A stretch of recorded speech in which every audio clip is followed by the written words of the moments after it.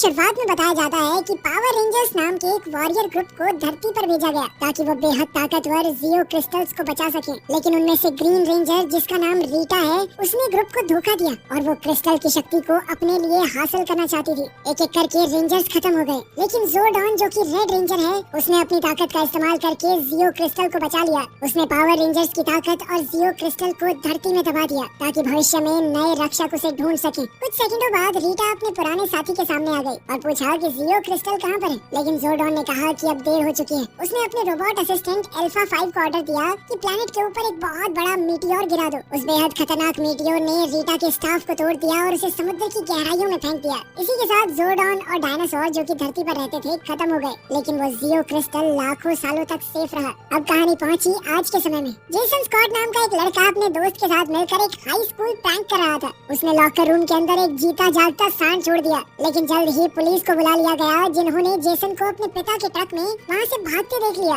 फिर रोड पर वो एक कार से टकरा गया, लेकिन अच्छी बात ये हुई कि उसे ज्यादा चोट नहीं लगी। लेकिन जो भी उसने किया, उसके लिए उसे हाउस अरेस्ट पर डाल दिया गया और पूरे साल की डिटेंशन भी दे दी गई। फिर अगले दिन स्कूल में उसकी मुलाकात किम्बरली से हुई, जो एक चीयर लीडर है, और जेसन मन ही मन में उसे पसंद भी करता था। वहीं हम बिली नाम के एक काफी होशियार लड़के को देखते हैं, लेकिन उसे एक बदमाश लड़का बहुत परेशान कर रहा था। जेसन ने कोल नाम के उस लड़के से कहा कि अगर लड़ना ही है ना, तो मुझसे लड़के देख। जब कोल ने हमला करने की कोशिश की तो जेसन बड़ी आसानी से बच गया और उल्टा चमाट दिया मुंह पे। फिर उसने वार्निंग देते हुए कहा कि बिना बात लड़के को तंग मत करना। उसकी इस हरकत से बिली और साथ साथ किम्बरली भी बहुत इम्प्रेस हो गई। क्लास खत्म होने के बाद जेसन बाहर जा रहा था, लेकिन रास्ते में उसे बिली मिल गया। बिली ने उसे शुक्रिया कहा और पूछा कि घूमने चलोगे थोड़ा। जेसन ने मना करते हुए अपना इलेक्ट्रॉनिक एंकल ब्रेसलेट दिखाया, जो पुलिस वालों ने उसे पहना रखा था। अब बिली ने कहा कि एक डील करते हैं। बिली ने कहा कि इस ब्रेसलेट को मैं बंद कर सकता हूँ, लेकिन फिर तुम्हें मुझे शहर की माइंस तक ले जाना पड़ेगा। इसके बदले में तुम मेरी गाड़ी ले लेना, चाहे जितना मर्जी घूम लेना पूरी रात। जेसन मान गया और कुछ देर बाद बिली के घर पर पहुँचा। बिली ने अपने कंप्यूटर से ब्रेसलेट को कुछ ही सेकंडों में रीप्रोग्राम कर दिया। अब जेसन आजाद था, तो वो अपना प्रॉमिस पूरा करने के लिए बिली को माइंस में ले गया। माइंस के अंदर बिली ने जेसन से थोड़ी मदद मांगी, लेकिन जेसन ने कहा कि देख भाई, मैंने अपना काम कर दिया, अब मैं तेरी गाड़ी लेके घूमने जा रहा हूँ। लेकिन गाड़ी तक जाते हुए उसे बिली के लिए बुरा लगने लगा। वो वापस मुड़ गया कि भाई की मदद कर ही देता हूँ। अभी उसने देखा कि किम्बरली पहाड़ के पास एक नदी में कूद गई। जब वो काफी देर तक बाहर नहीं आई, तो जेसन को लगा कि डूब गई शायद। वो उसे बचाने के लिए भागा, लेकिन किम्बरली कुछ देर बाद बाहर आ गई और उसे देखकर बड़ी हैरान हुई कि तुम यहाँ क्या कर रहे हो। वहीं खदान के अंदर बिली ने एक छोटा सा एक्सप्लोजिव लगा दिया था।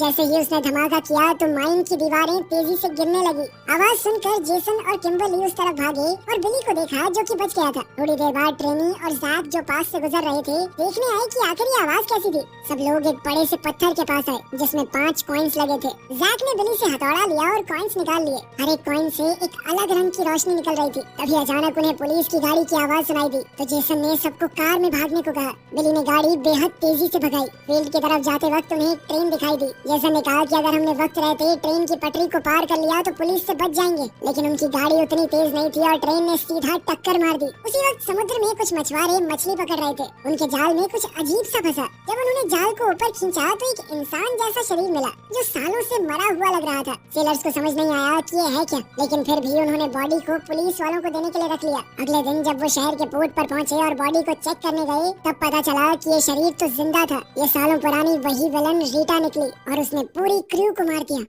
इधर जेसन, बिली और किम्बरली अपने अपने कमरों में उठे। उन्हें समझ नहीं आ रहा था कि आखिर वो ट्रेन एक्सीडेंट से बचे कैसे। उन्हें कोई चोट भी नहीं लगी थी और उनके पास वो खास तरह के कॉइन्स अभी भी मौजूद थे। मतलब सपना तो बिल्कुल नहीं था वो। जब बिली स्कूल गया तो वहाँ कोर्ट फिर से उसे परेशान करने आया। उसने बिली का हाथ मोड़ने की कोशिश की, लेकिन हाथ को हिला तक नहीं पाया। फिर वो अपने सर से उसे मारने लगा, लेकिन खुद ही बेहोश हो गया। इस सब के बाद बिली भी स्कूल में थोड़ा पॉपुलर हो गया, लेकिन किम्बरली और जेसन ने उसे साइड में बुला के बात की। तीनों ने अपने अपने रेड, ब्लू और पिंक कॉइन्स दिखाए और जेसन ने कहा कि इन कॉइन्स के अंदर जादुई शक्तियाँ हैं। सच जानने के लिए तीनों फिर से खदान के पास गए, जहाँ उन्हें जैक और ट्रिनी मिले। उनके पास ब्लैक और येलो कॉइन्स थे। उन दोनों को भी सुपर पावर्स मिली थी। अपनी नई ताकत दिखाते हुए वो बड़ी आसानी से पहाड़ पर चढ़ पा रहे थे। बाकी तीनों ने भी वही किया और जब वो टॉप पर पहुँच गए तो जैक ने एक टेस्ट किया और एक पहाड़ से दूसरे पर छलांग लगा दी। बीच में एक गहरी खाई थी। जैक को ऐसा करते देखकर जेसन, किम्बरली और ट्रिनी ने भी वही किया, लेकिन जब बिली की बारी आई तो उससे जंप थोड़ी मिस हो गई और वो पहाड़ के किनारे पर आकर लटक गया। सब लोग टेंशन में आ गए, लेकिन जल्द ही उन्होंने बिली की आवाज सुनी और उसने कहा कि छलांग लगाओ, ये जगह सेफ है। जब सबने छलांग लगाई तो वो गुफा के अंदर एक नदी में गिर गए। वहाँ बिली ने सबसे गहरे हिस्से से एक रास्ते को जाते देखा। उस रास्ते को पार करके पांचों गुफा के दूसरे